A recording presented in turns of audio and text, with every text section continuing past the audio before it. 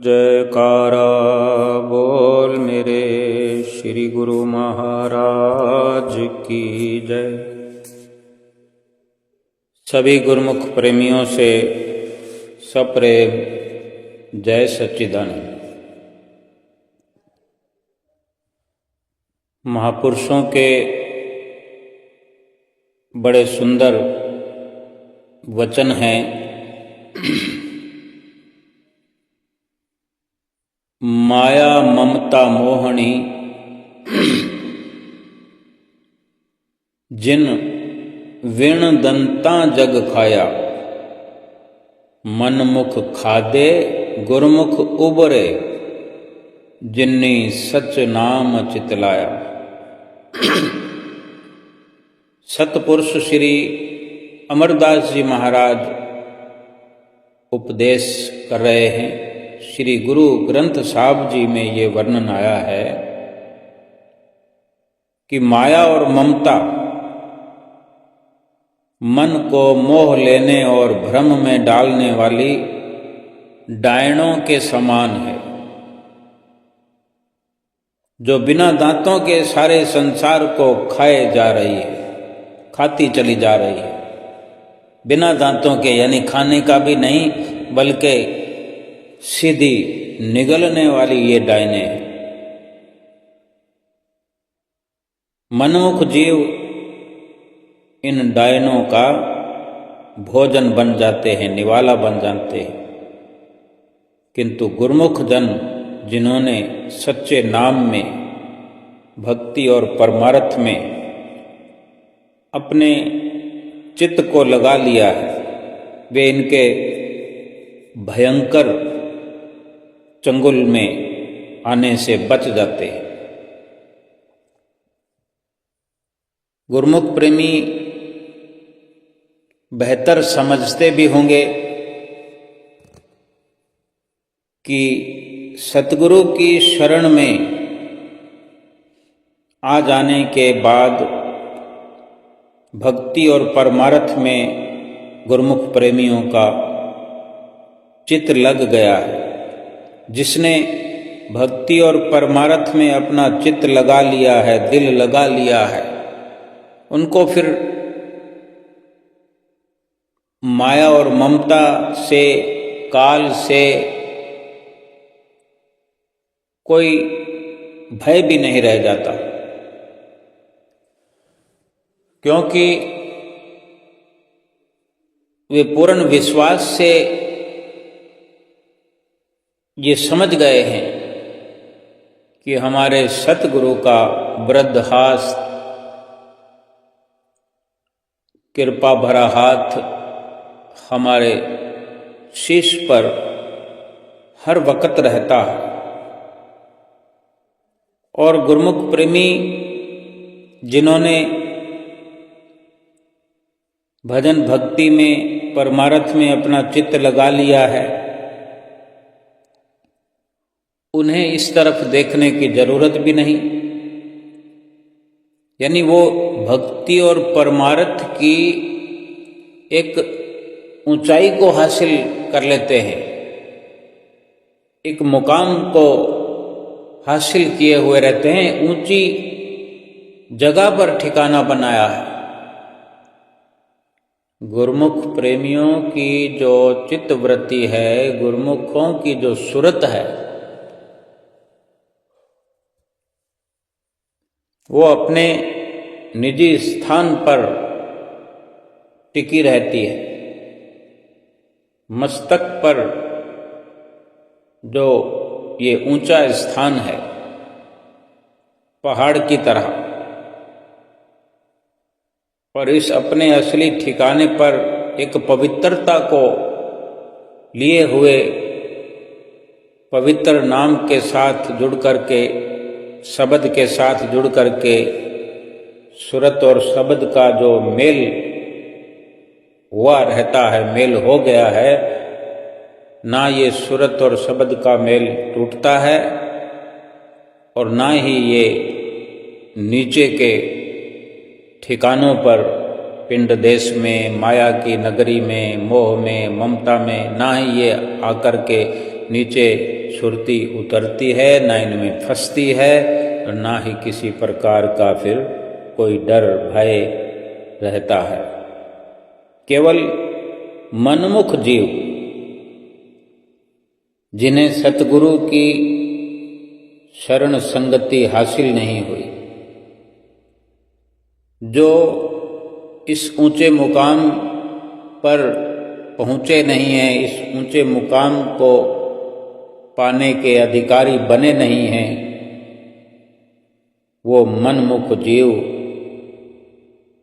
माया और ममता जैसी डायनों के चंगुल में फंसते हैं और इनका निवाला बन जाते हैं।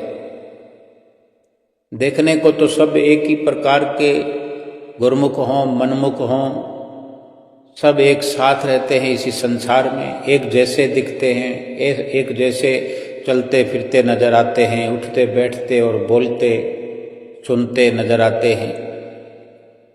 लेकिन ये सारी प्रक्रिया जो है मोह और माया की, ममता की, ये भीतर ही भीतर सूक्ष्म रूप से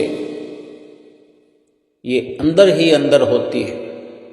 सुरत का ठिकाना जिसने अपने असली मुकाम पर बना लिया है, अपनी सुरत को जिसने अपने उच्च स्तरीय अपने घर में, अपने निजी स्थान पर सुरत को जिसने टिका लिया है, वो नीचे भला क्यों भटकेगा।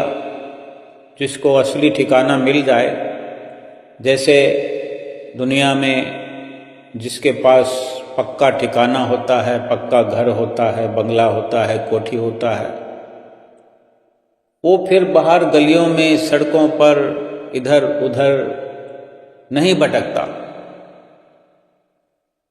ऐसे ही इस शरीर के अंदर भी ये सबसे ऊंचा मुकाम है जो माया से ऊपर है। माया की हद जहाँ खत्म होती है, ठीक उसके ऊपर जो सुरती को टिकाया जाता है, जो सुरती का असली ठिकाना है, निवास स्थान है, यानी जिसकी सुरत सिमट जाती है बाहर से, माया के देश से। सुरती बाहर जो हम दुनिया के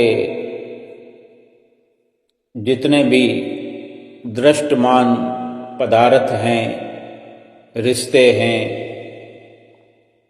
आंखों से दिखने वाली जितनी भी सृष्टि है, ये झूठ का पसारा है जो अपनी सुरती को सब ओर से समेट करके, अंतर्मुखी करके, और अंतर में भी ऊपर के इस असली ठिकाने पर, जो सुरती का असली ठिकाना है, वहाँ स्थिर करता है, स्थिर कर लेता है। फिर ये जीव, ये गुरमुख प्रेमी माया और मोह के, ममता के शिकंजे में नहीं आता, क्योंकि ये सुरत जो है सतगुरु के अधिकार क्षेत्र में अपना स्थान बनाए हुए, तभी ममता और मोह से, काल से मुकम्मल तौर पर सदा बचकर रहती है। अब एक ही प्रकार के दिखने वाले सब इस दुनिया में, चाहे किसी क्षेत्र में रहते हों, किसी शहर में, किसी गांव में, नगर में, किसी प्रांत में, किसी राज्य में, कहीं भी रहते हों, लेकिन ये ठिकाना तो हर किसी के अपने भीतर बना हुआ है, ये मुकाम हर किसी के अंदर है। सुरती को अपनी अंतर्मुखी करते हुए इस मुकाम को हासिल किया जाता है सतगुरु की मदद से, सतगुरु के आशीर्वाद से। और सतगुरु ने जो ये नाम की बख्शिश की है। ये बहुत बड़ा आधार है इस जीव का, जो बना ले, जो समझ ले, जो इस आधार को प्राप्त कर ले, जो इसके आश्रय हो जाए, जो इस नाम पर, इस शब्द पर आधारित हो जाए, वही इसी मुकाम को प्राप्त करता है। देखने में तो मनमुख लोग हंसते खेलते नजर आते हैं, मुस्कुराते हुए नजर आते हैं, शानो शौकत से भरपूर नजर आते हैं, जिनकी उठक बैठक देखने से बड़ी विचित्रता देखने को आती है। बड़ी बड़ी गाड़ियों में, बंगलों में ठाठ बाट से रहते हैं, लेकिन ये केवल शारीरिक स्थिति है। ये शरीर का अपना जो प्रारब्ध रूप में जो सुख वैभव मिला है, वो शरीर पर नजर तो आता है पिछले पुनीत कर्मों की वजह से, पुण्य कर्मों की वजह से।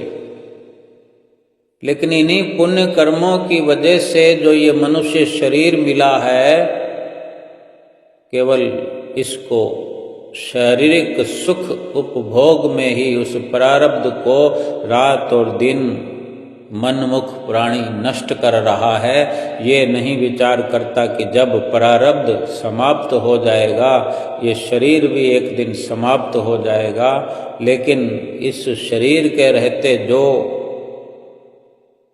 निष्काम भक्ति का अवसर मिला था, उस भक्ति में इस शरीर को, इन श्वासों को न लगाने के कारण फिर आगे के जन्मों का लेखा जोखा उसी आधार से हमें प्राप्त होने वाला है कि ये जीवात्मा फिर मनुष्य शरीर से वंचित हो जाएगी और 84 लाख योनियों में जाने को मजबूर हो जाएगी।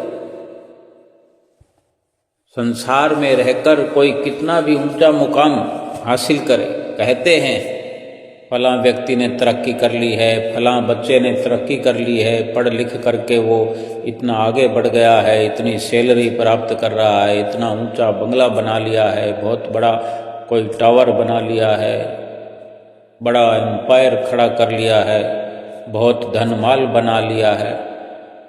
ये मुकाम जितना भी है, व्यवहार करने के लिए, दुनिया में रहने के लिए, बरतने के लिए, इस्तेमाल करने के लिए बुरा नहीं है, लेकिन ये सब कुछ जो तरक्की है, जो ऊंचाई है सांसारिक, ये बालू की रेत के समान ये सब कुछ ऊंची मीनार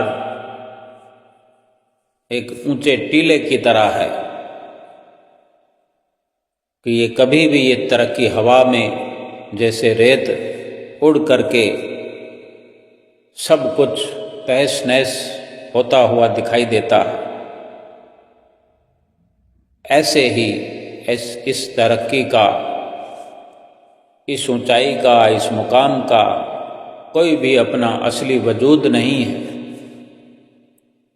महापुरुष जो वचन फरमाते हैं, एक बार हमारे हृदय सम्राट श्री 108 श्री तीसरे पातशाही गुरु महाराज जी के समय की ये लीला है, ये वचन है कि श्री सतगुरुदेव महाराज जी एक बार पीर पंचाल पर्वत पर सैर करने के लिए गए। गर्मियों का मौसम था, फिर भी कई पहाड़ बर्फ से ढके हुए थे। इतनी गर्मी में भी वहाँ पर कई पहाड़ जो हैं बर्फ से जाम हुए पड़े थे। गर्मियों में तो बर्फ पिघल जाती है, लेकिन वहाँ ऊंचाई अधिक होने के कारण और बर्फ अधिक होने के कारण गर्मी में भी वो पहाड़ ढके हुए थे। जिनसे पानी पिघल पिघल कर पहाड़ों से नीचे छोटी छोटी धाराओं में बहकर तलहटी की ओर जा रहा था। पिघल तो रहा था लेकिन रफ्तार बहुत धीमी थी। ऊंचे पर्वत पर भ्रमण कर रहे थे श्री गुरु महाराज जी, और वहाँ का ये नज़ारा और ये वहाँ की जो पानी और बर्फ की सतह जमी हुई थी, इस माध्यम से श्री गुरु महाराज जी अपने वचनों से समझाने लगे।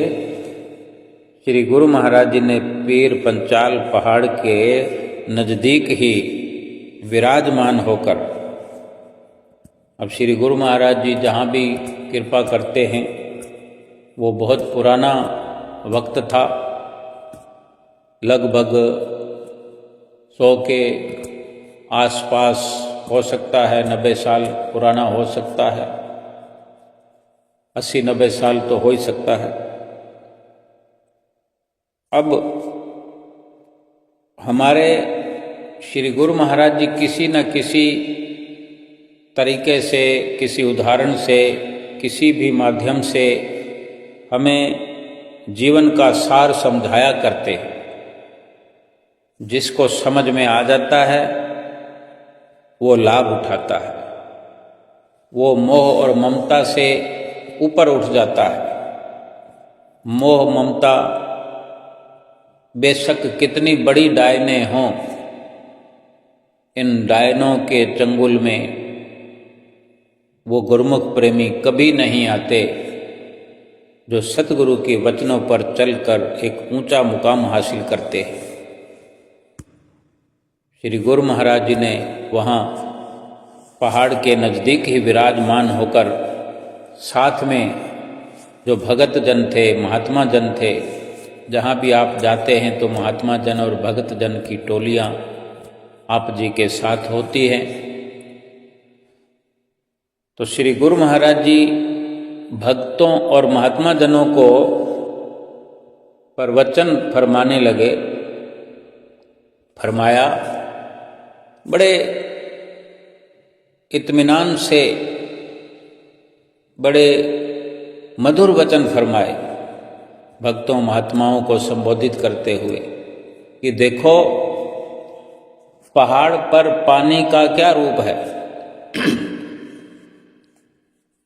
क्योंकि जो पहाड़ से पानी पिघलना शुरू हो रहा था छोटी छोटी धाराओं में, जो बर्फ वहाँ जमी हुई थी वहीं से पिघल रहा था गर्मी के कारण।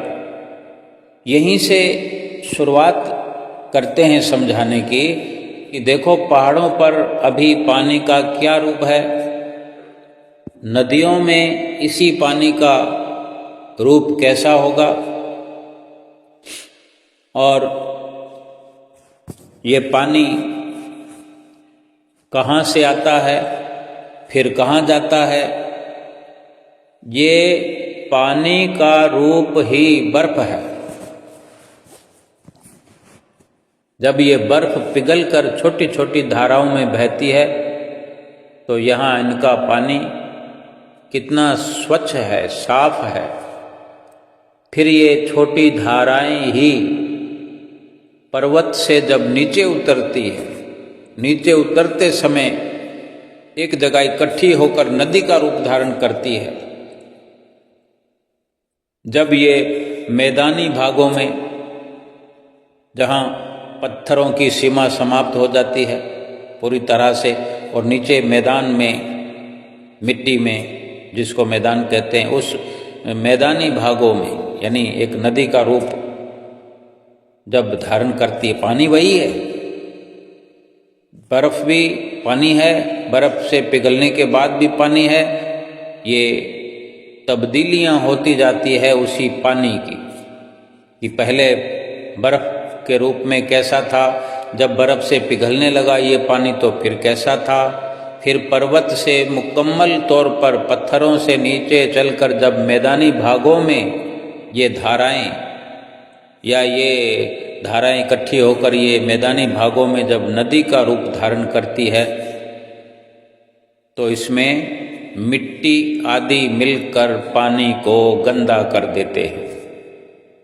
पानी वही है लेकिन अब वो पानी गंदा हो चुका है। जितना नीचे आता गया मिट्टी में मिलता गया, गंदा हो गया। फिर इस प्रकार ये नदी चलते हुए सैकड़ों मील चट्टानों, पत्थरों और कई टीलों को पार करती हुई ये नदियां समुद्र में जाकर मिलती है।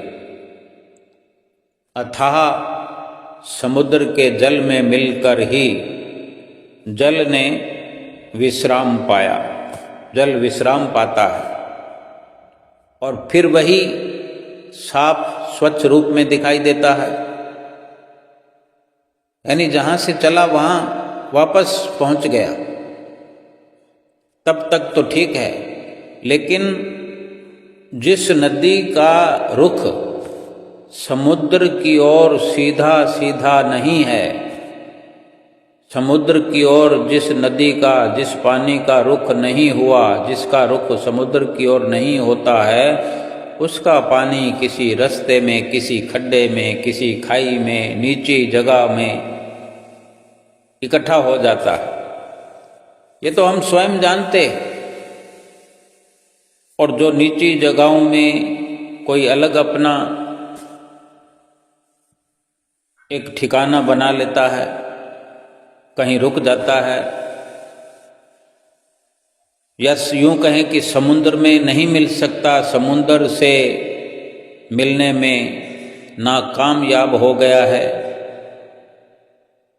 तो फिर वो कितना गंदा हो जाता है, बदबू भी आने लगती है, उसका कोई इस्तेमाल नहीं है और वो पानी समुद्र से नहीं मिल सकता। ऐसे ही आत्मा, इसी प्रकार जीव आत्मा भी उस परमात्मा का अंश है। परंतु जब ये आत्मा किसी मनुष्य रूप को धारण करके जन्म लेती है तो इस पर माया अपने आवरण डालती है।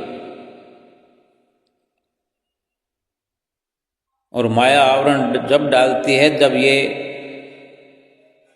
जीव माया के देश में आता है। जो मनुष्य सतगुरु की पावन संगति प्राप्त करके सीधा परमात्मा से मिलने की अभिलाषा से इस मार्ग में आने वाली मायावी कठिनाइयों को पार कर लेता है, वो परमात्मा से मिलकर शांति प्राप्त कर लेता है। परंतु जिस मनुष्य का रुझान माया की तरफ ही रहता है, उस राह पर चलता नहीं, वो जन्म जन्मांतरों तक दुखी और अशांत पड़ा रहता है। वो माया के देश में ही पड़ा हुआ, माया के झकोलों में ही इधर उधर लुढ़कता रहता है। अब इसको समझने के लिए थोड़ी और आसानी से हम ये समझ सकते हैं कि जो हमें नाम शब्द सतगुरु ने बख्शा है, ये जीव यानी जीव की सूरत, जीव का ध्यान सूरत के माध्यम से, ध्यान की एकाग्रता के माध्यम से समझें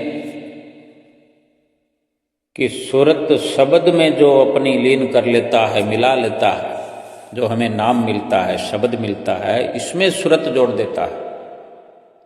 एक तो वो मनमुख इंसान इस दुनिया में रहते हैं जिन्हें कोई समझ नहीं, कोई फिक्र नहीं परमात्मा से मिलने की, अपने आप की कोई समझ नहीं, अपने आप की कोई याद नहीं कि हम क्या हैं, हम आत्मा हैं या हम शरीर हैं।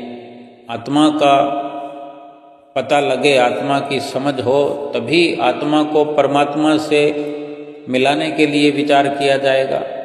जब ये समझ ही ना हो कि हम आत्मा हैं कि क्या हैं, शरीर हैं, तो फिर परमात्मा से मिलने मिलाने का विचार कहाँ से आएगा? और आत्मा है, शरीर नहीं है, ये बात कहाँ से पता चलेगी? ये सतगुरु के सानिध्य में जो जाएगा, यानी जो जीव सतगुरु की ओर रुख करते हैं, जो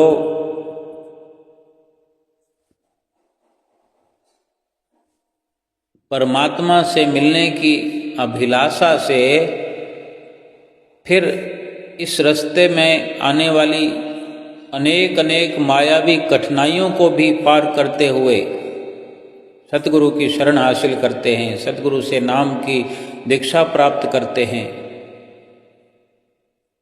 फिर वो इस भजन और सुमरन के माध्यम से ये ऊंचा मुकाम हासिल करते हैं।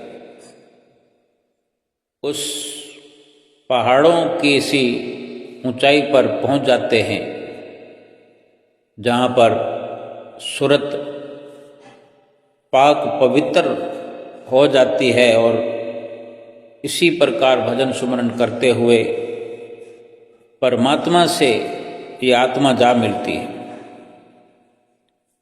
इसीलिए हर गुरुमुख का कर्तव्य है कि अपना रुख, अपने विचारों का झुकाव सतगुरु की आज्ञा अनुसार अपने लक्ष्य पर रखता हुआ अपनी मंजिल पर पहुंचने का प्रयत्न करे। इस प्रकार श्री गुरु महाराज जी ने वचन फरमाकर कुछ देर तक उस क्षेत्र में घूम करके श्री सतगुरु महाराज जी वहाँ से फिर लौट आए। इसी प्रकार संत महापुरुष सदा अपने गुरुमुख प्रेमियों को एक ही संदेश देना चाहते हैं कि हर गुरुमुख की सुरत का, उसके ध्यान का जो ठिकाना है वो मस्तक पर है। माया के देश से ऊपर ऊपर अपनी सूरत टिकी रहे, अपना ध्यान टिका रहे। उससे क्या होगा कि ना तो सूरत ये माया के देश में आएगी, ना माया के संगत में रहेगी, ना कुछ माया के साथ मेल जोल बढ़ेगा। नहीं तो क्या होता है, आज दुनिया की दशा देखें, हम अपनी भी देख सकते हैं। जितना हमारी सुरती माया के देश में रहती है, यानी जब भजन सुमरन से जब जब हम वंचित रहते हैं, भजन सुमरन का अगर हम पर असर नहीं है, हमारा रुझान गुरुमुख होकर भी अगर परमात्मा की ओर, परमात्मा के नाम की ओर नहीं है, तो फिर रुझान माया की तरफ तो होगा ही होगा। माया की तरफ रुझान होने के मायने यह है कि जब हम सतगुरु का बख्शा हुआ नाम सुमरन नहीं कर रहे हैं, केवल संसारिक व्यवहार कर रहे हैं और नित्य नेम में भजन सुमरन नहीं किया करते, तो संसारिक कार्रवाई में भी फिर वो नाम सुमरन का ख्याल नहीं बना रहता। जो 2 घंटे भजन सुमरन करते हैं, जो सतगुरु से सच्चा प्रेम करते हैं,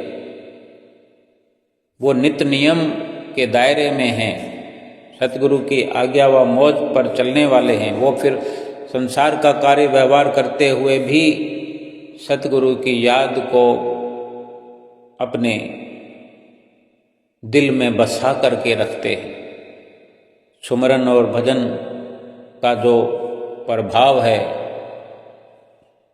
उसमें हर वक्त समाये रहते हैं, उस आनंद में लीन रहते हैं। और संसार का कार्य व्यवहार अगर संसार में आए हैं तो वो करना ही पड़ेगा, करना ही चाहिए। घर है, परिवार है, बाल बच्चे हैं, दुकानदारी है, बिजनेस है, सबको संभालना है। कहीं कोई ग्रंथ में, शास्त्र में मनाही नहीं है, क्योंकि ये कर्मों का लेखा जोखा जो हम साथ में लाए हैं, प्रारब्ध के वश होकर के जो ये संजोग बना है, ये दुनिया प्रभु ने बनाई इसीलिए, ये रचना रचाई इसीलिए है कि इसमें ये रह करके जीव अपने पिछले कर्मों का भुगतान करे, प्रारब्ध कर्मों का, भोग कर्मों का भुगतान करे, उसको भोग करके आगे के लिए एक नव निर्माण करे। यानी इस माया के देश से निकल जाए हमेशा हमेशा से। इस माया के देश से निकलने के लिए ही ये भीतर परमात्मा ने ही इस जीव के अंदर ये रचना रचाई है। एक उच्च स्तरीय ठिकाना बनाया है, लेकिन भूल के वश जीव की सुरती जो है ऊपर ना टिक करके नीचे माया के देश में ही टिकती है, और तभी माया के शिकंजे में फंस जाता है। माया और ममता इसको डायन बन करके खा लेते हैं, खाते रहते हैं, बिना दांतों के चबा लेते हैं। सतगुरु हमें बार बार समझाते हैं कि ऊंचा मुकाम हासिल करो, क्यों तो माया के देश में ठहरना है। अब कई सफर के दौरान कई रास्ते, कई ठिकाने, कई मंजिलें, कई पड़ाव ऐसे आते हैं जो खतरनाक होते हैं। जो उस रास्ते से, उस ठिकाने से, उस मंजिल, मुकाम, पड़ाव से बच करके रहता है, सचेत होकर के चलता है, अपना इंतजाम करके मुकाबला तो करना ही पड़ेगा। माया के देश से अगर परमात्मा से मिलने के लिए पहुंचना है तो मुकाबले तो करने पड़ते हैं, और मुकाबला करने के लिए शब्द हमारे साथ एक शस्त्र है, बहुत असरदार, प्रभावकारी। जो सुमरन भजन करते हैं वो उस मुकाम तक पहुंच जाते हैं। अपनी सुरती को, अपने ध्यान को एकाग्र करते हुए शब्द का सहारा लेकर के माया के देश से निकल जाते हैं, सफलता प्राप्त कर लेते हैं। लेकिन जो किसी कारणवश लापरवाही करते हैं, सतगुरु की शरण मिल जाने के बाद में भी अब हम विचार करें कि अगर हमारा ध्यान नाम में, सुमरन में नहीं जुड़ा है, हमने जोड़ने का प्रयत्न नहीं किया है, शब्द मिल गया है, नाम मिल गया है, फिर भी उसका असर हम पर नहीं हो रहा है कि सुमरन करेंगे नहीं, समय देंगे नहीं, श्री गुरु महाराज जी की आज्ञा पालन करेंगे नहीं, तो प्रभाव कैसे करेगा नाम का, असर कैसे दिखने में आएगा। फिर माया की नगरी में तो हमारा ध्यान रहेगा ही, कभी दुकानदारी में रहेंगे, कभी घरदारी में रहेंगे, चाहे स्त्री हो, पुरुष हो, बच्चे हों, माया की नगरी में तो रहना ही रहना। कार्य व्यवहार ही नहीं बल्कि इसी में फंस करके रह जाते हैं, परमात्मा के रास्ते पर नहीं चलते, परमात्मा से मिलने से वंचित रह जाते हैं। थोड़ी देर के लिए भी माया की नगरी में जो हम संगत करते, कभी भी हम देखें, महसूस करें, किसी रिश्तेदार को फ़ोन लगाते हैं, किसी मित्र को फ़ोन लगाते हैं, कहीं मिलने चले जाते हैं, कहीं सड़क पर, गली में, मोहल्ले में देखने का भी अवसर मिल जाता है। हम अपने किसी कार्य से जा रहे हैं, रास्ते में अनेकों दृश्य देखने का अवसर मिल जाता है। ऐसा मन विचलित हो जाता है, दुखी हो जाता है, देखकर ही दुखी हो जाता है। और जब कभी अपने पे ये माया आक्रामक हो जाती है, माया का आक्रमण हो जाए किसी भी रूप में। रात और दिन क्या हो रहा है दुनिया में, कोई अपने पिता से परेशान है, कोई पुत्र से पिता परेशान है, कोई पुत्र माता से, कोई माता पुत्र से, कोई पुत्री से, कोई पति से, कोई पत्नी से, कोई मित्र से, कोई अड़ोस में, कोई पड़ोस में, कोई लेन देन में परेशान है, किसी की दुकान चलती नहीं, किसी की दुकान ज़्यादा चलती है तो वो धन दौलत संभलती नहीं, फिर लुट जाने का डर है, चुराए जाने का डर है। कितना कुछ संसार में हो रहा है। ये केवल और केवल नाम से गाफिल रहने पर, नाम का सुमरन न करने से, माया की चपेट में आ जाने से माया का असर जीव पर होता है तो हर वक्त हर समय दुखी, कंगाल, परेशान, हैरान होकर के जीवन व्यतीत करता है। ऐसा नहीं है कि नाम सुमरन करने वालों को दुख नहीं आता, उनको भी आता है, लेकिन उनके पास सतगुरु का बख्शा हुआ ज्ञान है, सतगुरु के वचनों की रोशनी है।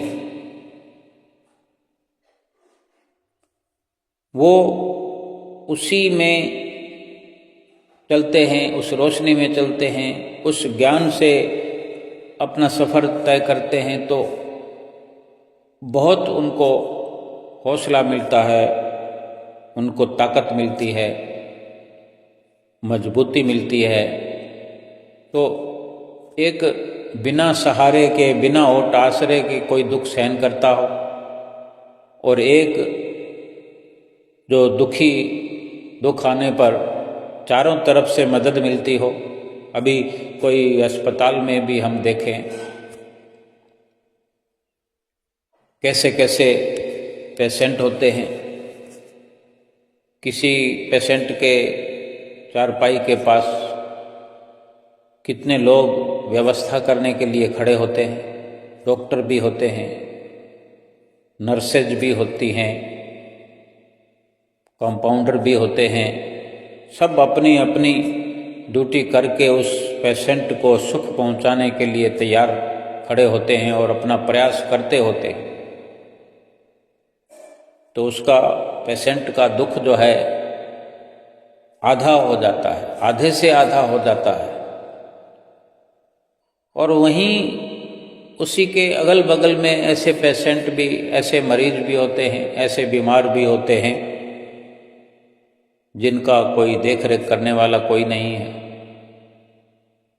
वहाँ पर एक रूटीन चेकअप जरूर होता है, लेकिन वो एक सरकारी सुविधा के तहत समझ लें, या उसके प्रारब्ध में जो दुख है वो पूरे का पूरा उसको झेलना पड़ता है।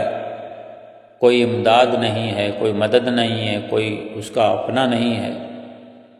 ऐसे ही गुरमुख और मनमुख के जीवन का बहुत बड़ा अंतर यही है कि गुरमुख जो है वो सतगुरु से मिल करके, सतगुरु की शरण को हासिल करके, सतगुरु से नाम शब्द की प्राप्ति करके, सतगुरु का बख्शा हुआ नाम सुमरन करता है। उसको नाम का सहारा हो गया, नाम का आधार हो गया, सतगुरु का उसे ओट आसरा हो गया। अब सोचो, जिसको भगवान से मदद मिलती हो, जो भगवान का नाम जपेगा तो भगवान की मदद प्राप्त करेगा। जो सतगुरु का कहना मान करके, जो सतगुरु नाम को जपने का तरीका बताते हैं, ऊंचा स्थान हमारे लिए मुकर्रर करते हैं, जो ऊंचाई पर रहेगा उसको ये मोह और माया ममता, ये पिंड देश में माया की नगरी में रहने वाले हैं, ये ऊपर रहने वाले जीव को जिसने अपनी सुरत का ठिकाना ऊपर बना रखा है, वहां ऊपर जाकर के माया अपना शिकंजा नहीं डाल सकती। जैसे जंगल में, कहीं गांवों में, जंगलों में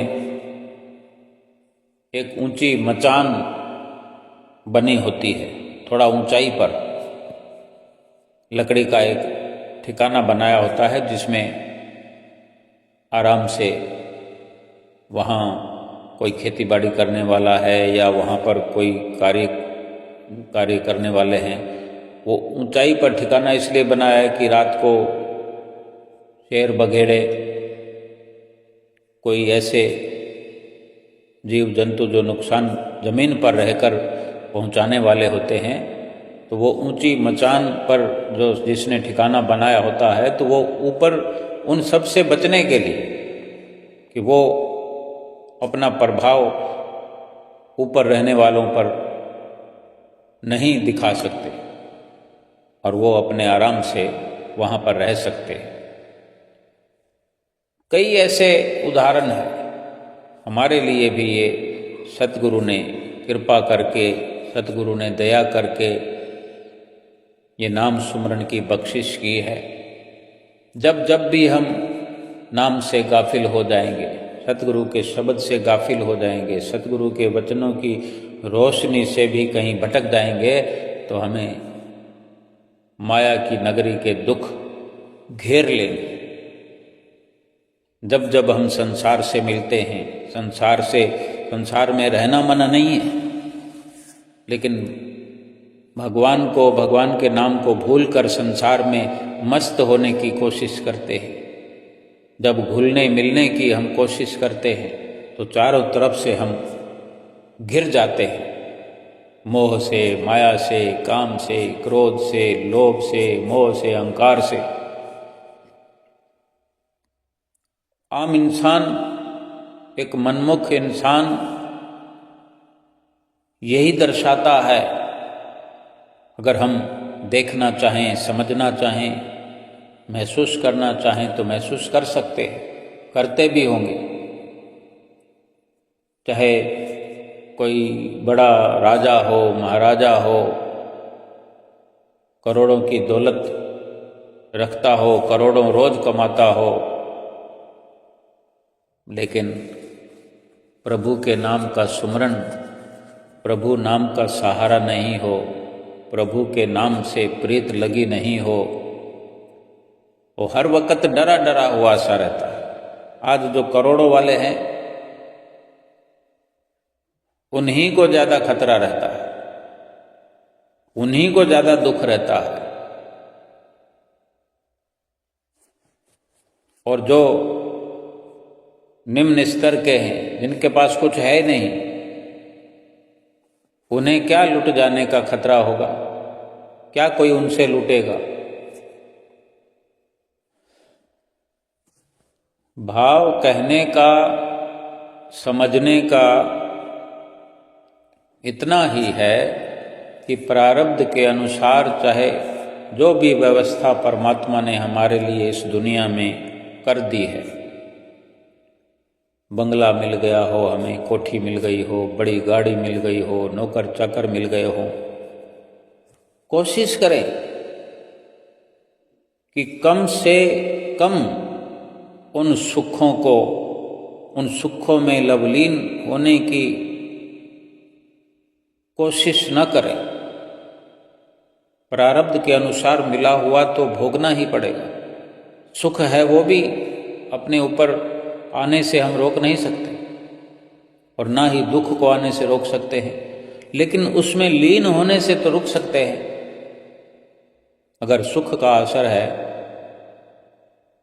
सुख शरीर पर आया हुआ देख करके हम खुश होंगे तो आत्मा के सुख से वंचित हो जाएंगे,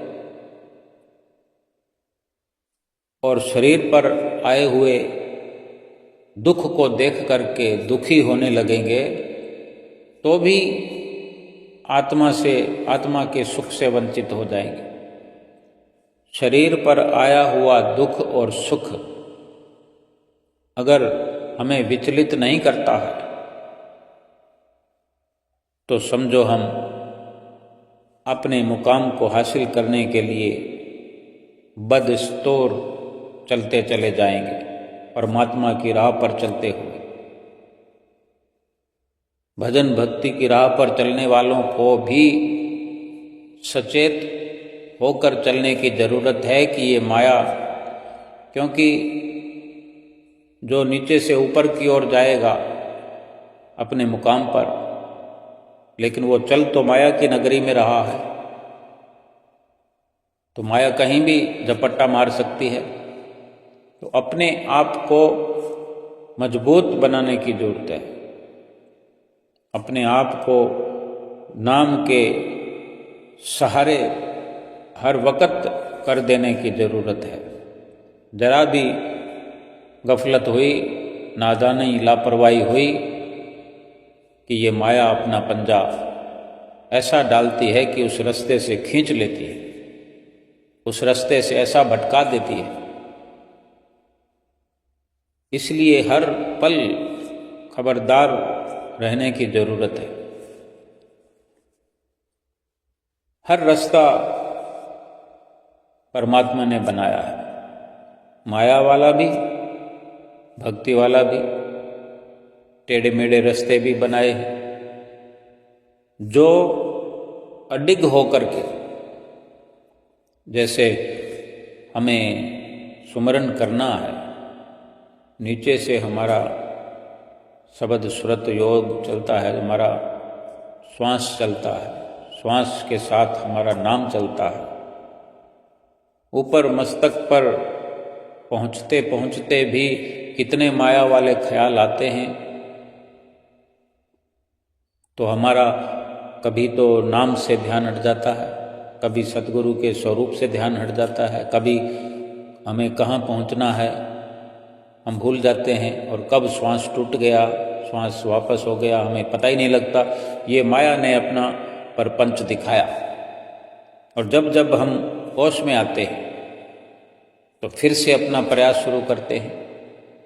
हमें अपना प्रयास लगातार जारी रखने की जरूरत है कि एक श्वास में गफलत हुई तो दूसरे श्वास के अंदर फिर पुरजोर कोशिश करते हुए और पूरा तैयार होकर कि इस बार माया को मात देनी है, नहीं इधर उधर ख्याल को भटकने देना। ये केवल ख्याल का, ध्यान का ही सारा खेल है। सड़क पर हम चलते हैं, वाहन चलाते हैं, गाड़ी चलाते हैं, हमारा ध्यान सामने होता है, आंखें खुली हुई, फिर भी कई बार भिड़ जाते हैं, क्योंकि जो सूक्ष्म ध्यान है वो कहीं और लगा होता है। मस्तिष्क कहीं आंखें देख रही है, लेकिन आंखों के पीछे भी तो चलाने वाला उनको मस्तिष्क है, कोई एक ज्ञान है, कोई रोशनी है। लेकिन पूरा तस्वर,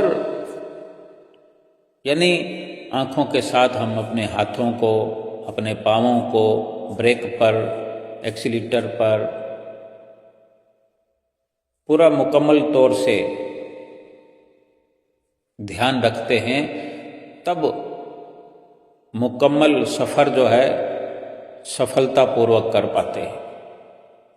सुमरन के अंदर भी यही विशेष ज़रूरत है कि हम अपने ध्यान को गहरा करते जाएं, सतगुरु के ध्यान में लीन होकर, सतगुरु के वचनों में लीन होकर जो शब्द मिला है उस शब्द के साथ, शब्द को सूरत के साथ, ध्यान के साथ और अपने श्वास के साथ ऐसे लपेट दें कि कोई कुछ अलग होने नहीं पाए।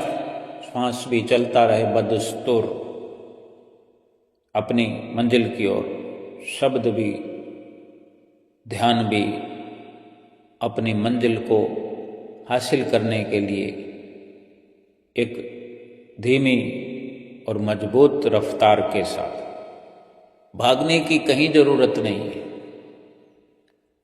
आराम से, बड़ी सहजता से, लेकिन मजबूत होकर ऊंचाई को हासिल करते करते करते एक दिन सूरत जो है मुकम्मल अपना ठिकाना बना लेती है और हर प्रकार से मोह ममता से बच जाती है। एक वक्त ऐसा आ जाता है कि फिर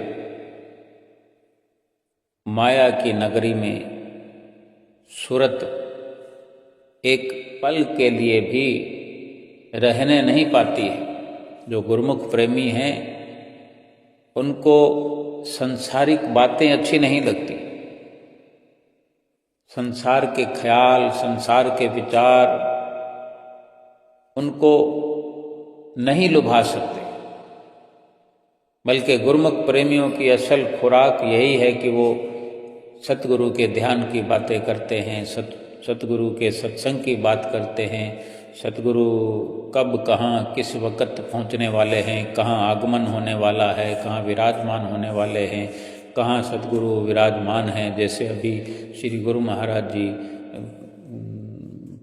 प्रयाग धाम में हैं, श्री गुरु महाराज जी श्री आनंदपुर में हैं, श्री गुरु महाराज जी बॉम्बे में अमरधाम में हैं। यही सब चित्तवृत्तियों में चलता रहता है और मन हमेशा माया से हटा हुआ रहता है और सतगुरु के बख्शे हुए नाम में रम करके लोक और परलोक संवर जाता है।